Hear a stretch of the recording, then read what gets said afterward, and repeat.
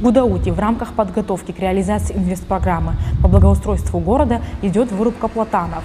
Это делается в ночное время суток, без учета мнения жителей города, что вызывает гнев и возмущение. 3 дня в 3 часа ночи происходит вырубка платанов, и с утра люди замечают на улицах, что нету деревьев.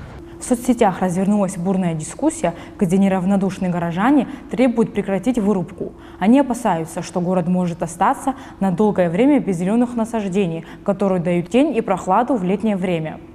Есть какое-то переживание населения и активно участвует в этом процессе.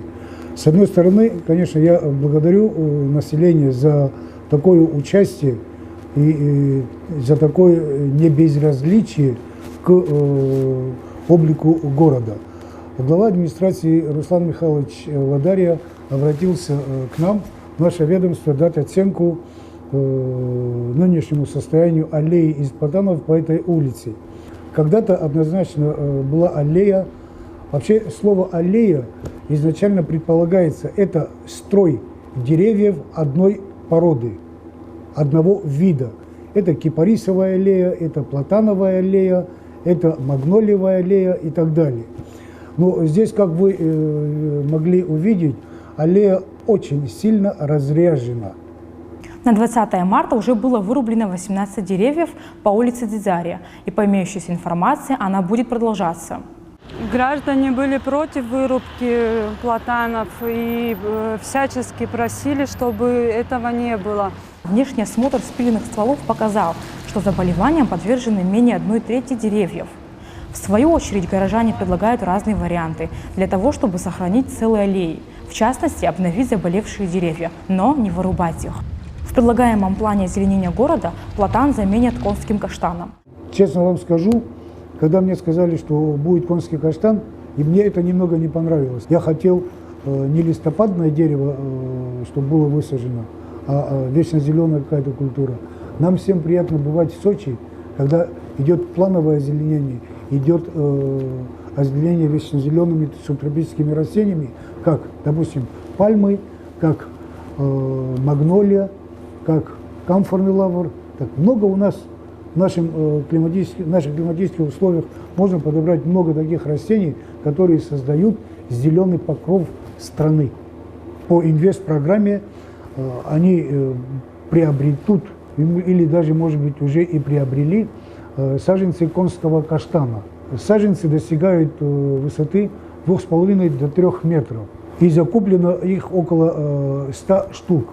Сегодня на этой улице около 60 деревьев только произрастают. А чтобы восполнить, почти половина там отсутствует, понимаете? А чтобы восполнить, надо их довести до 100. Эти саженцы у них есть, не пройдет, что называется, месяца полтора, как появятся там молодые деревца, выстроенные в ряд, создавая впечатление эстетической красоты аллеи. Это бюджету республики не обойдется ни в копеечку, потому что эти деньги целевые и инвестиционные на благоустройство улицы. Но и платан, и конский каштан, каждый по-своему подвержены различным заболеваниям, что не дает стопроцентной гарантии в эффективности его замены. Это проблема номер один в последнее время — нашествие инвазивных вредителей на территории Абхазии. Самшитовая огневка, мраморный клоп, пальмовый долгоносик. Хочу вам сказать больше. На территории Сочинского региона сегодня обнаружено около 20 видов из списка Евросоюза насекомые, наносящие вред декоративным и лесным культурам. Из этих 20 видов на территории Абхазии сегодня зарегистрировано 7 видов. Так что говорить, эти деревья не будут болеть, я вам, естественно, не могу, потому что это, что, извините, что называется, все мы под Богом ходим. Платан произрастает в городской черте Сухума, Гудауты и поселка Гудзера. Естественно, любое взрослое дерево так или иначе будет механически воздействовать на подземные коммуникации. Наше ведомство дало разрешение на проведение такого характера мероприятий для благоустройства улицы. Но, к сожалению, недомолвки рождают всякие небылицы. информации у населения нет, это плохо. Надо бы, конечно, даже и посоветоваться с населением нужно. Надо оповещать, наоборот, это мое мнение, говорить, и чтобы народ был в курсе, что будет производиться, что будет делаться. Управление капитального строительства не имеет прямого отношения к вырубке деревьев. По их информации, планируется проведение новых коммуникаций, водопровода и ливневок.